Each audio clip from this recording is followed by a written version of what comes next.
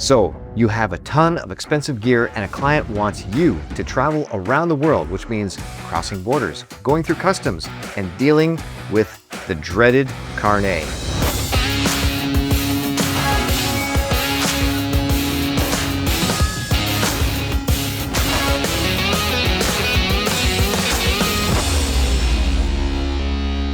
Hey everyone, thanks so much for watching. Welcome back to the channel. And remember, if you haven't subscribed, please subscribe. And if you like what we're talking about today, then give us a thumbs up, click that like button, and make sure you leave some comments in the comment section below. So you've got all of this great, cool, expensive equipment, and now you actually have a client that wants you to travel and go to other countries to use this gear to create content for them, or maybe you're doing it for yourself. Either way, you're going to be crossing borders and you're going to have to go through customs. And that can cause a lot of headaches and a lot of stress. I know, I have been traveling with cameras for over 30 years now, and I have dreaded every time I have to approach a customs desk and go through and deal with all of that kind of stuff. And to be honest with you, people have been telling me for years, oh, you need a Carnet. You need a Carnet for that. Do you have a Carnet? And I have worked so hard at not using Carnets and finding different ways to get through borders and to get through customs without actually doing the paperwork. That meant traveling low profile. That meant packing my gear in less than ideal situations so that I'm not raising any red flags and having to be stopped and interrogated. And most of the time it worked. Not every time though. And then you have to be really creative and quick in how you respond and how you deal with customs to make sure that not only can you get your equipment into your destination country, but also bring that equipment back into your country of origin. So after years of going to great lengths to avoid having to use a Carnet, I finally broke down and I have got the dreaded Carnet. And the last few years I've been using the Carnet, and actually, you know what? It's not as bad or as scary as you think. Now, it's not stress-free. It certainly does bring its own amount of stress. First of all, getting it, which that might be a whole other video. So I'm going to assume right now that you have gone to your Chamber of Commerce or wherever it is you need to go to get the Carnet in your country. For me, I'm in Canada, and I was able to get this through the Canadian Chamber of Commerce website. There'll be a link to that in the description below. And once you get into it, yeah, it's a little bit confusing, but I have to say the people at the Canadian Chamber of Commerce were very, very helpful. Any questions that I had, they responded immediately, and I was able to get through it with relative ease. And really what it is you have to take some time. You have to spend some time. You're going to list all of your equipment. You're going to list the appropriate value for it. You're going to put the serial number down, and you also need to find the country of origin. Where was it manufactured? That took a little bit of time, but I was able to figure that out. And I didn't realize that was so important, but apparently it is. But why do you need a Carnet? What is a Carnet, first of all? A Carnet basically is a document that you use to tell your country of origin, so for me, Canada, when I'm leaving the country, letting them know that I have purchased or I own all of this equipment. It is with me in Canada, and I am taking it out of Canada into another country. So let's use the United States, for example. So I'm leaving Canada, so I'm telling the Canadian Customs, I have all of this equipment. This has all been verified and validated. And the Canadian Customs will stamp it and say, yes, we acknowledge that you are taking this equipment from Canada into another country. And then I'm going to the United States, and I'm telling the United States Customs, I have all of this camera equipment. The Canadian Customs have recognized it and verified it, and now I'm bringing it into your country to use. And then when I leave your country, I am bringing all of the same exact equipment out of your country and back into my country. And then, of course, you have to go through Canadian Customs and say, look, I've got a Carnet. I have already had this verified when I left, and I'm bringing all of it back in. And that should hopefully help you avoid paying any taxes or duties, because really, if you've purchased this equipment, you've already paid taxes and duties on it. And it's important for you to do this so that they don't assume that you have sold it while you're down in the States, or that you have bought it while you're down in the States and now you're trying to bring it back and not pay taxes on it. So really it's a tax duties and tax exemption form when you're transporting your very expensive gear from the country of origin to your destination country. So it's yeah, it's not fun. I would rather not have to use a Carnet, but what I did find when I started using a Carnet was that it really helped when going through Canadian and US customs and some countries overseas as well, to let them know, hey, I've done my homework. I'm not trying to hide anything. I'm not trying to do anything that I'm not supposed to do. And they seem to appreciate it. Although usually when you are approaching customs and you pull up the Carnet and you tell them that you have a Carnet, a lot of times you'll see people roll their eyes and maybe sigh and say, okay, but they try to pass you off onto somebody else. One of the reasons that happens is because even though these people work in customs and they're dealing with this kind of stuff every day, a lot of people don't really know how to handle a Carnet. So that's where you, as the Carnet holder, it's very important for you to know how to fill these out so that you can show them how to do it. And it just, it reduces stress, it reduces red flags, and you make sure that you get it done properly. Because if you don't have this filled out properly, when you return it at the end of the year, when you're done using it, you could be in for some serious trouble, and you could have some fines or some very expensive bills coming your way if you do not have this taken care of correctly while you're traveling. So I know it's confusing, and already you're thinking, ugh, I don't want to do this. I'll find a way to sneak my equipment in and then sneak it out. But trust me, once you get using it, the first time you use it, it's not as scary and as complex as you think it might be. But like I said, there still is stress. There's extra steps. You have to go through customs. It's going to take you a little bit longer to get through the airport from every direction, but it will be worth it. All right. So what are we looking at when we look at a Carnet? Well, when you first open your Carnet, you're going to find this big green page. There's two sides to it. This first side, because this Carnet has not yet been activated, you're going to have to go and have your country of origin, have them fill this portion out. Basically, it's a small section at the bottom. So what does that mean? That means before I leave the country, say I'm going out of the Toronto airport, I'm going to go down before I check my luggage. This is very important. Make sure that when you go with your Carnet that you have all of your luggage, all of your equipment with you, because they will most likely ask to see at least some of the items. So you're going to go down to customs. You're going to tell them, I have a Carnet. I need this Carnet to be opened. And what they'll do is they'll say, okay, fine, give it to me here. And you're going to give them this green page. And you'll notice, I'm going to take this out of the little binder here, that this has two sides to it.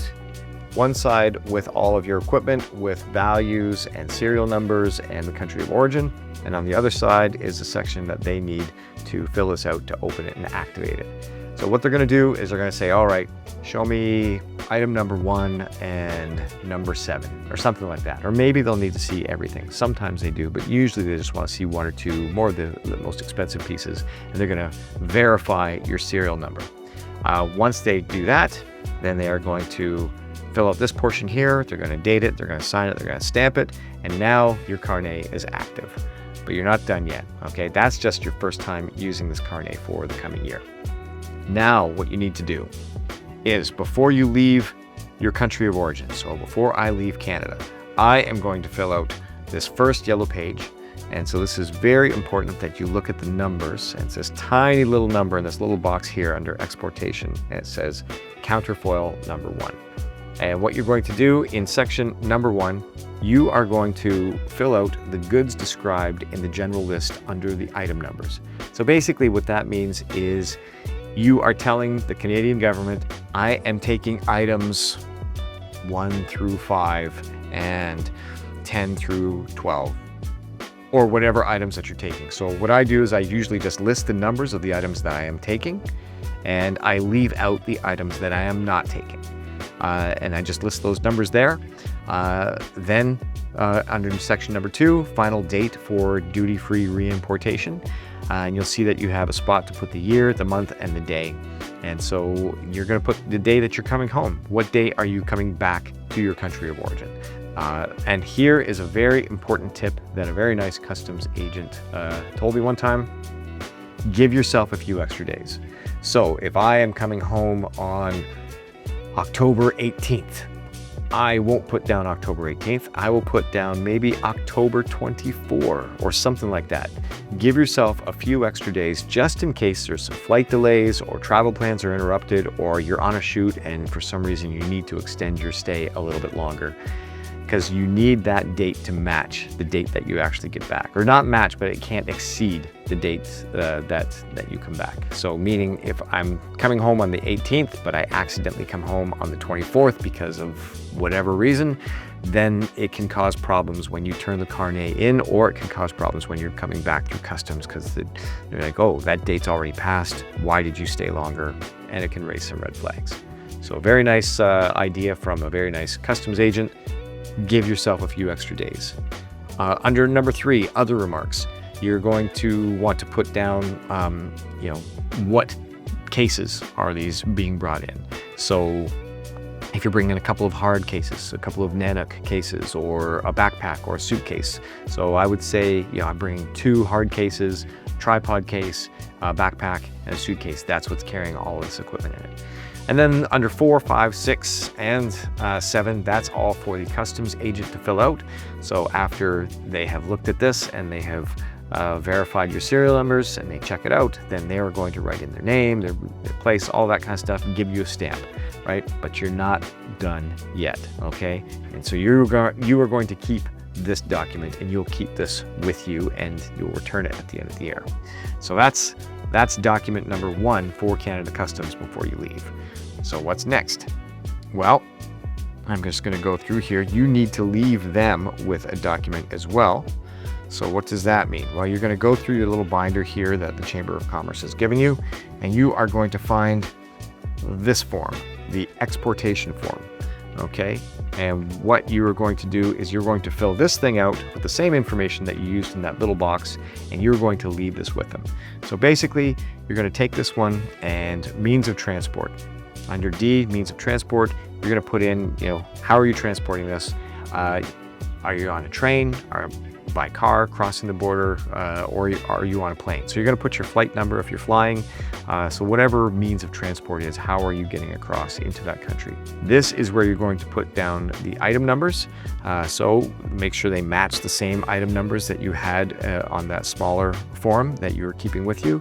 And you can put down, 2 hard cases, suitcase, backpack, tripod case, whatever you wrote on that first form, make sure it matches completely. Then after that, the customs agent will fill out this section here. They're going to sign it, they're going to date it, they're going to stamp it, and then you will put down the place, you're going to put the date, you're going to print your name, and then you're going to give your signature. I like to do my signature in front of them, just so that they see.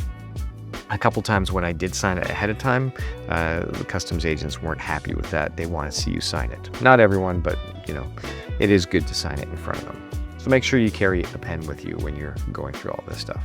And then when you're done this, you will leave this copy with your country of origin. So for me, Canada, I'm going to leave this with them. And now I can go upstairs and I can check my luggage into the flight, and then I can go through security.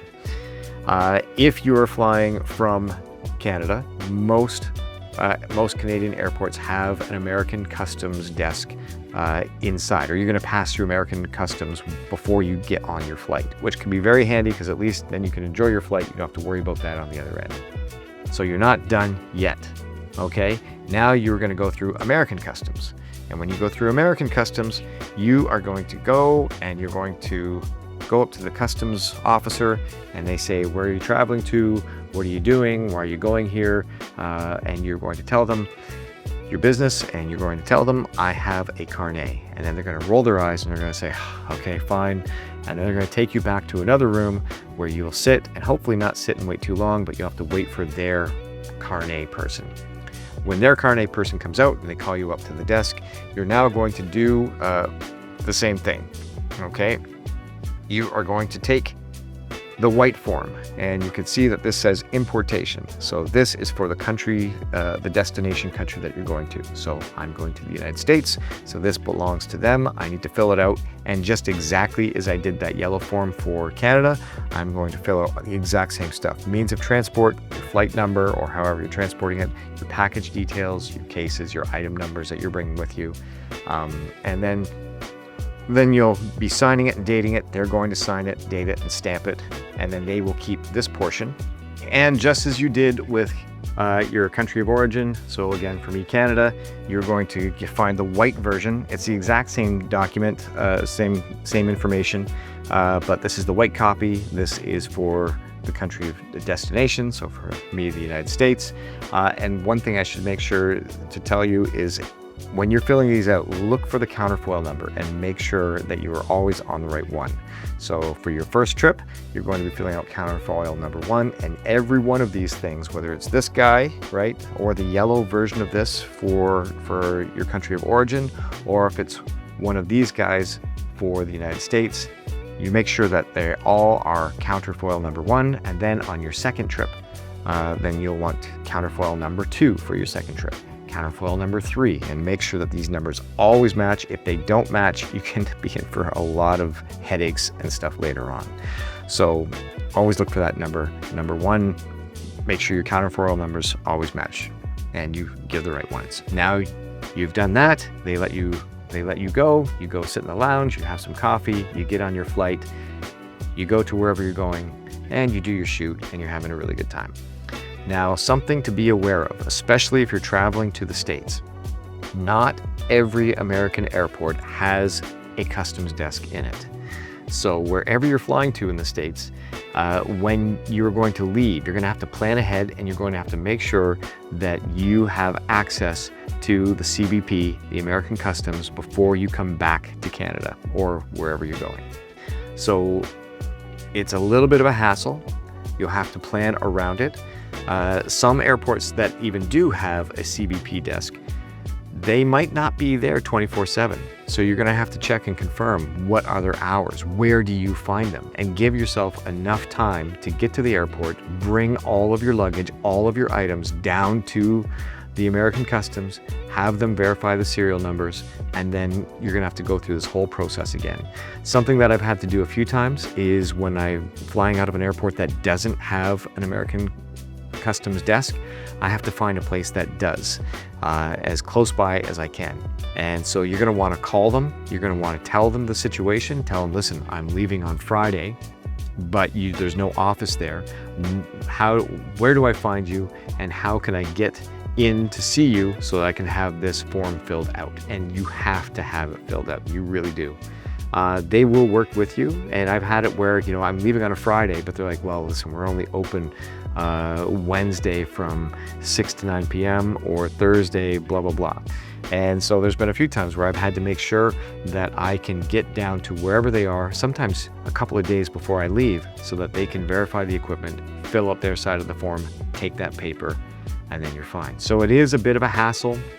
You do have to do some extra planning, which can be annoying, especially if you're on a shoot. I mean, you have to tell your client, listen, to get back home and not pay extra duties and taxes and penalties and all that kind of stuff, I'm going to have to go find customs and get them to sign this document before I leave. And so plan accordingly.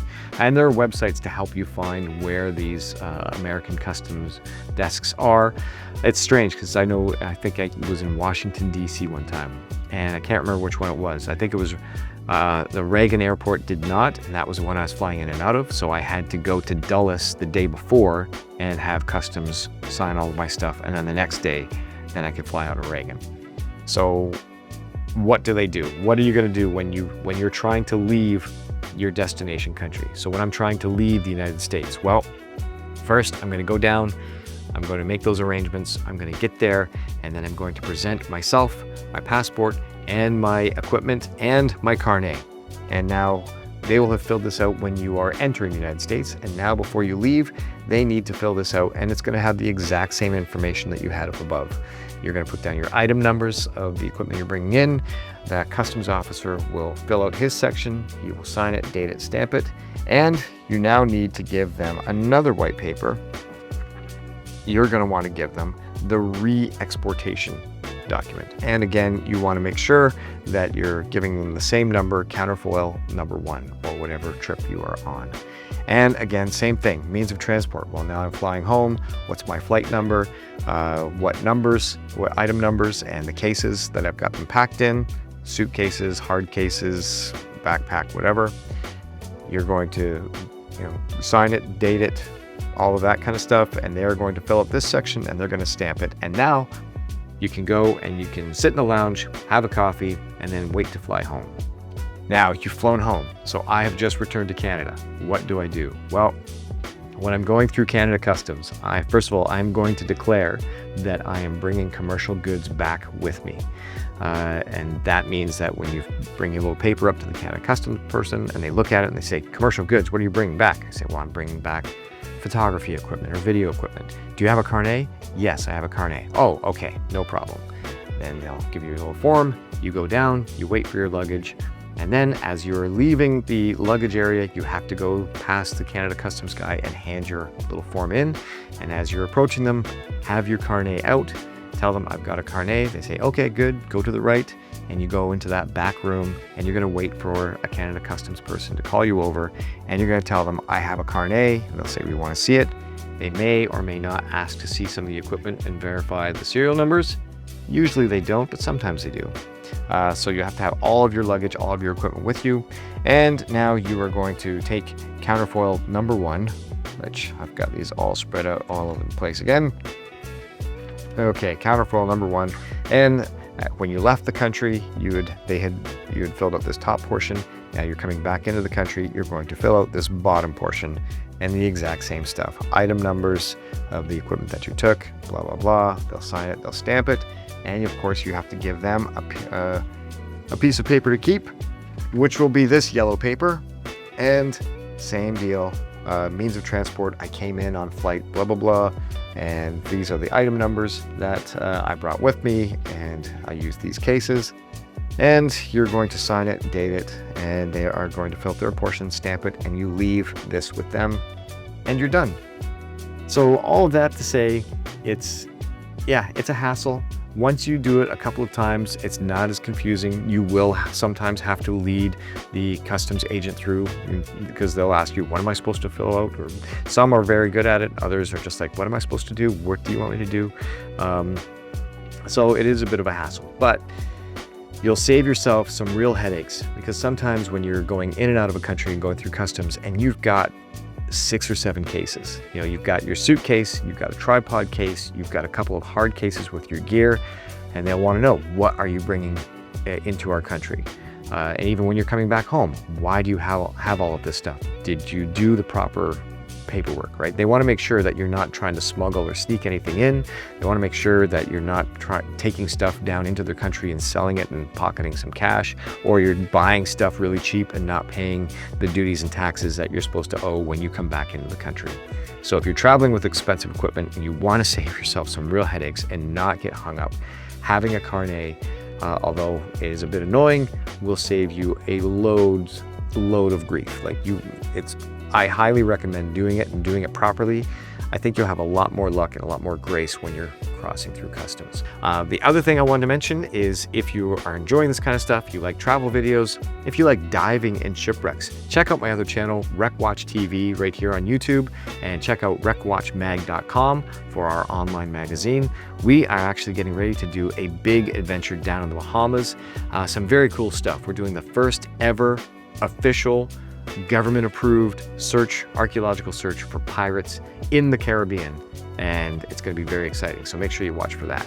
And if this video has been helpful to you, if you are a videographer, photographer like myself, and you do a lot of traveling, you have to go to the States, or maybe you're going overseas, going to Europe, or wherever you're going, and you want to know how to travel easier and do it the proper way with all the paperwork and everything, all your T's crossed and your I's dotted, I hope this helps.